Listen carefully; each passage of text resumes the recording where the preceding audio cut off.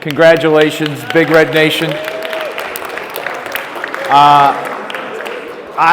I absolutely enjoyed watching this on TV. It was awesome. So congratulations. But let's get into the meat and potatoes here. Obviously, I would hope that we all recognize and realize that because we are citizens of the United States of America, we all have these rights and these constitutional rights that we hold near and dear. One of the biggest ones being free speech. First Amendment to the Constitution and free speech. Free speech is really, really important.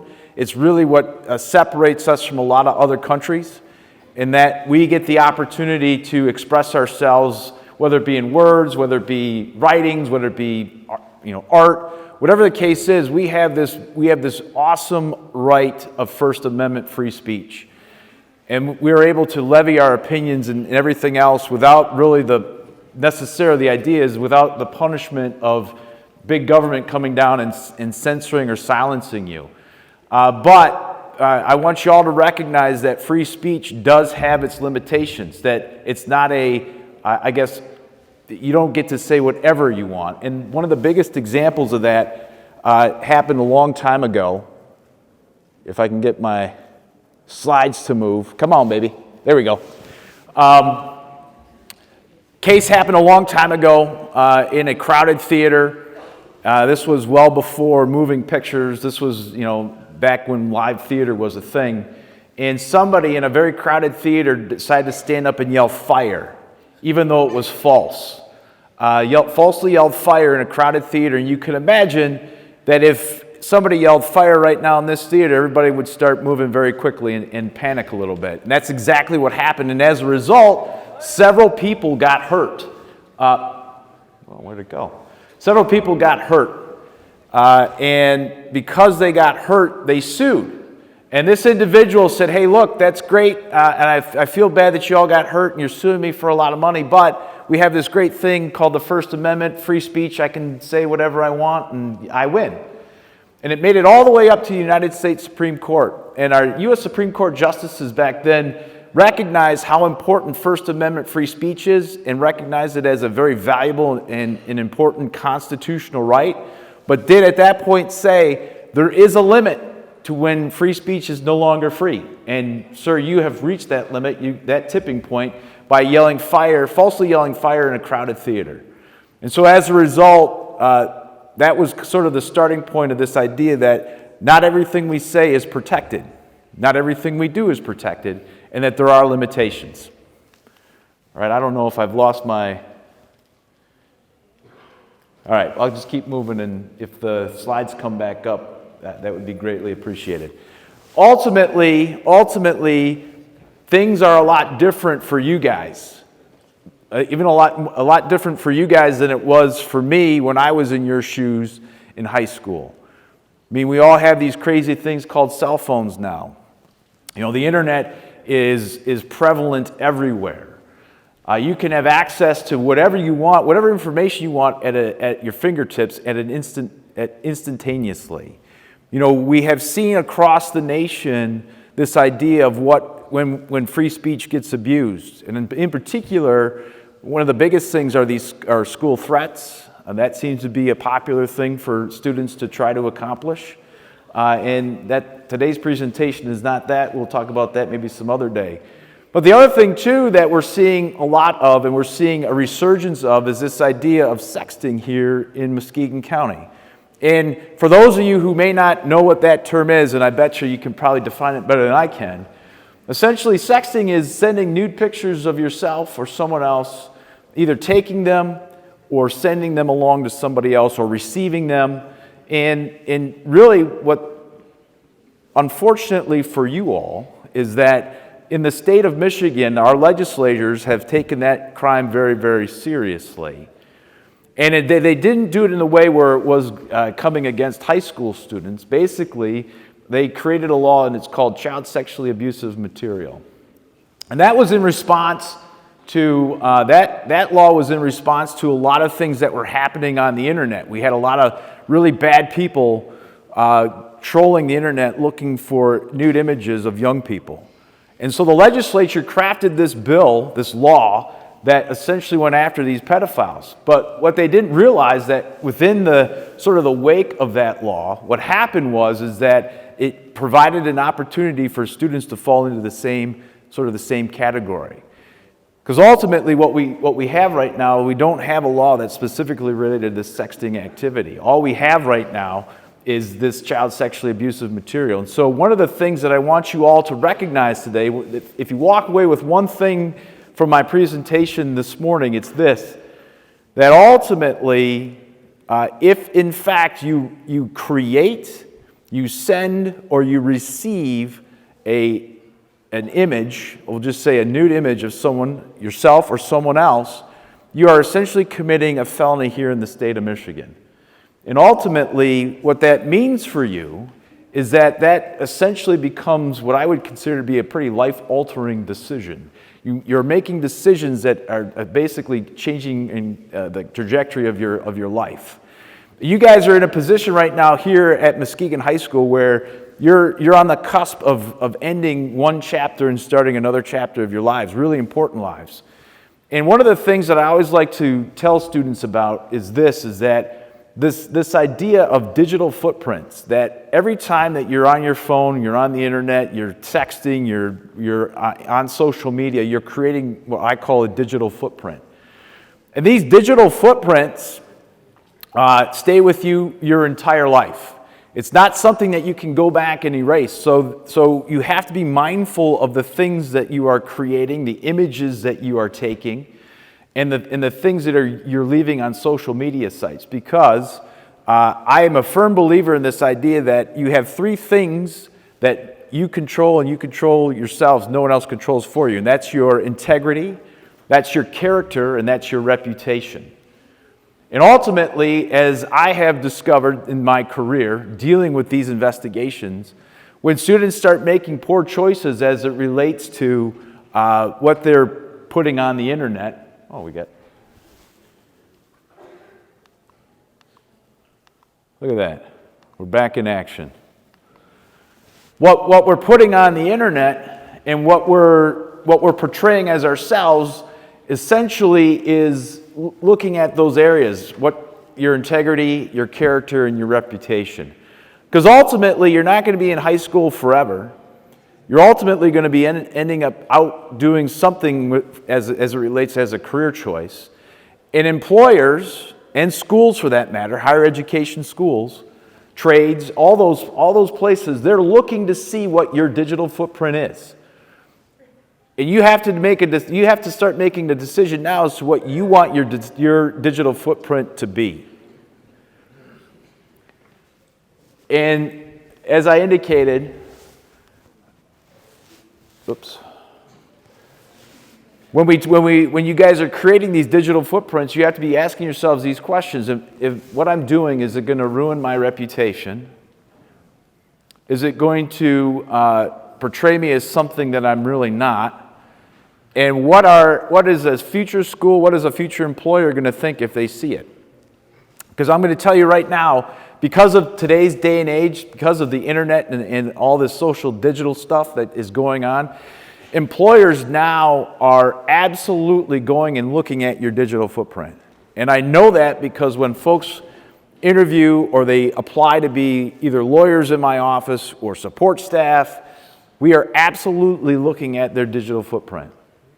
I have people that will go in and look at Facebook accounts, Instagram, all those social media sites to see what they're doing outside of the office walls. Because ultimately, when you come work for the Muskegon County Prosecutor's Office, I want somebody that's going to represent the office, but more importantly, the community in a very reputable way. So be careful about what you're posting, as it absolutely has the opportunity to ruin your reputation. I talked about damaged future opportunities, and I'm going to focus now on this idea of getting yourself in trouble with your parents, with the school, and with the law. Obviously, the school has very strict policies and procedures as it relates to social media, that when you use social media and you're doing it in an irresponsible way, the school will have punishment for that. And again, it goes back to this idea of whether or not, what you want your future to be and how you want to portray yourself. Your parents, as a parent myself, believe me, my kids would absolutely face some punishment and ramifications if I found out that they were abusing the privilege of their cell phones and using it in an inappropriate way. And the law. So that's what I want to focus in on here in the next couple minutes. Come on now. If I can get to the law, we're going to be good. Go. Well, all right. As I indicated, there are two important laws that I want you to be and recognize. One is that sexually abusive material, and there are three areas in that law that are extremely important. First, you should recognize that a minor is defined in that law as anybody under the age of 18. The other thing that's really important about that law is that consent is not a defense. So it doesn't matter, as you are sitting here right now, if you and whoever you are sending these pictures to decide together that we're going to do this, and that means it's okay. Consent is not a defense to any of this. The other thing that's really important, oh good, I'm going to skip that. We're going to go to that. So the other thing that's really important is this, as you can see, if you have in your possession, if you have on your phone, on your computer, if you have a physical copy of an image, that is a 4-year felony here in the state of Michigan.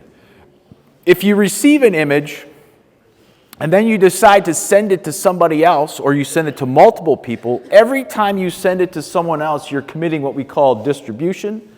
That's a 7-year felony. So it's not every time you hit send, you're committing a 7-year felony. And if you manufacture or you produce it, in other words, you take the photograph, you take the video of whatever, the sexual activity or the naked image, that is a 20-year felony. And what's really significant here, and I want you all to understand this, is that ultimately, when students make these choices, when they make these decisions, they are asking someone else now to make a choice about what happens to them next. So, for example, when these investigations pop up, whether it be the school's investigating and the police are investigating and they send it to my office to make a charging decision, by your actions, you're basically telling us that we as a prosecutor's office need to decide what happens next. And I don't know about any of you, but I certainly would rather make the choices myself and not have somebody choose what happens to my life next. But ultimately, that's what's going on here. The other thing that I want you to recognize is this. The other thing I want you to understand and recognize is this, is that even though if you are under the age of 18 in the state of Michigan, you're considered to be a juvenile as it relates to the law and essentially the criminal justice system, the prosecutor or the court have the power to designate you as an adult. And if the circumstances are such that there's really no other recourse that we have, we can either ask the court or the court on its own can basically say, well, we're not going to treat you as a juvenile anymore. We're going to treat you as an adult, which means going to adult court, going to adult jail, and potentially going to adult prison. So just so you understand that the point of that comment is this, is that when you make poor decisions or bad choices, you are giving somebody else the power to make a decision as to what happens to your life next. The other crime that we have here is using a computer to commit a crime. This is the big heavy hitter here is what you see in red there at the bottom, where the court has the option of making this a consecutive sentence. And what that means is that you would serve this sentence second after you serve the initial. So let's say you use your phone or your computer and you end up possessing a naked image of somebody else, so you've committed the crime of possession of child sexually abusive material, the 4-year felony. And because you've used a computer or you've used a cell phone, which is a computer for all intents and purposes, you also get charged with using a computer to commit a crime. You would serve your sentence on the 4-year felony first, and then the court has the option of making this a consecutive sentence, so you serve it second. So ultimately, you really double down on what happens to you next. Again, a very popular charge when it comes to the misuse of cell phones and computers here in the state of Michigan. The other thing that I want to leave you with is this, is that we have on the books here in Michigan two very important charges: criminal sexual conduct in the first degree and criminal sexual conduct in the third degree. I want to focus on the first one because that is one of the, as it relates on the spectrum of crimes, outside of committing the crime of murder, CSC in the first degree is one of the more serious crimes you can commit here in the state of Michigan. And what's really important is that this happens a lot in these cases, in these sexting cases, because individuals will end up filming themselves having sex with somebody. And if you do that and you fit the other age categories, i.e. under the age of 18, all it matters is that one person is under the age of 18, by the way. If you fit those categories, then what you've done is you have committed the crime of criminal sexual conduct in the first degree on this basis. One of the things that we have to prove is that the sexual act occurred during the commission of a felony. Well, the felony is manufacturing child sexually abusive material if you videotape yourself having sex with somebody. The other thing, too, that's really, really important here is that the Court of Appeals has said that if consent is not a defense for the underlying felony, then it's not a defense for CSC in the first degree. So, you could be 18, she could be 16. For all intents and purposes under Michigan law, having a sexual relationship is not a crime. The minute that you videotape it, though, regardless of whether it's consensual or not, you've committed CSC in the first degree, and consent is not a defense. And what's really important, and I want you all to pay attention to this, is that under Michigan law, if you commit the crime of CSC in the first degree as a juvenile, the law gives me, the prosecutor, the absolute right to waive you as an adult. The court cannot stop me. Now, we don't do that very often. We don't use it very often. But I go back to these original comments that I made to you, is that do you want someone like me making decisions of what happens to you next? Because when you do stuff like this, that's what's going to happen. And ultimately, you end up in a situation, in a circumstance that you never thought that just taking a photograph of your girlfriend or your boyfriend or taking a photograph of yourself would put you in. And, for you athletes out there, that's a big risk to take. That's a big risk to take. Because ultimately, you could be damaging a lot of future opportunities. The other two charges I want you to be aware of is gross indecency and indecent exposure. All of these are available to us when students engage in this kind of activity and this kind of behavior. It's really, really important. It's sad, actually, that we ultimately are doing and making these decisions. And for me, it's really wanting to make sure that you all have the information, that you all understand that when you do something which you think is maybe silly, maybe funny, maybe you think it's a love gesture, I don't know what I guess I can't, it's hard for me to describe it. But ultimately, what happens is that once it gets discovered, and it will get discovered, the police get involved, the school gets involved, and then my office gets involved. And what's really, really important is that when the two things, I guess the other two things I really want you to understand and appreciate is that in every single case that we've ever investigated when it comes to sexting here in Muskegon County, in every single case, it's never been isolated to two people. Always, this image gets spread throughout school. And I'm sure some of you know what I'm talking about. It gets spread throughout school. People start seeing this, and now it's more than just a private moment between two people.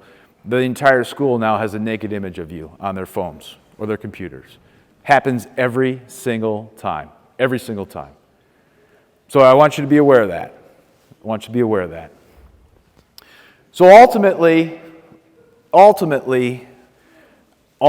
I'm asking, I'm really hoping and asking of all of you today is that you take at least some of the information I provided to you, even if it's just understanding the various criminal laws that we have to decide upon once we receive these complaints and we are asked to make charging decisions. so that you appreciate and understand that it's not just taking a simple photograph and sending it to your boyfriend or your girlfriend. It's more than that. It goes beyond, quite frankly, the idea that you're breaking criminal laws here in the state of Michigan. You have to be thinking to yourselves, okay, is this what I want on my digital footprint for people to see in the future? Is this really who I am as a person? Is this really defining what my reputation and my character is? And ultimately, is this where I want to be? Or do I want to make decisions? Do I want to be the one that are making decisions for my future next and not having a prosecutor, a judge, a defense lawyer making those decisions for me? Because that ultimately, to me, should be the biggest deterrent of anything other than the ramifications. So I've got 5 minutes. I think that was my last slide, Bernard. I've got 5 minutes if you guys have any questions. And there's no such thing as a dumb question. Yes, sir. When y'all get into that type of situation, do y'all have to review the child porn? I'm sorry? Y'all have to review the child porn? Yeah, unfortunately we do. Yeah, unfortunately we have to see it. His question was, when we get into these situations, do we actually have to view the child porn? Yeah, we do. It sucks. It's terrible. It's images that you never get out of your head. Oh, so the question was, do you understand and appreciate what a felony is? And let me explain it to you. A felony is defined as any crime that has a statutory maximum of more than a year in jail or prison. That's a felony. Misdemeanor is anything under, yes, officer. If I airdrop a sex video and expose one of my friends to the whole school, is that just one charge? Well, as I indicated, every time you send an image to someone else, so every time you send it to friend A, you send it to friend B, you send it to friend C, you've committed a separate crime. That's three separate charges of distribution of child sexually abusive material. The other thing too, I'll get your question, hold on. The other thing too that I want you to understand is that under this statute, it's very, very broadly defined. Even the solicitation, the asking.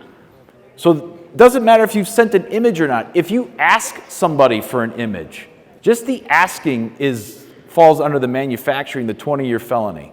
Just think about that for a second. Just the asking. You got another question there, young man? So y'all do background checks? What's stopping from sending images really creepy in your job and just reviewing whatever they want? Would never happen.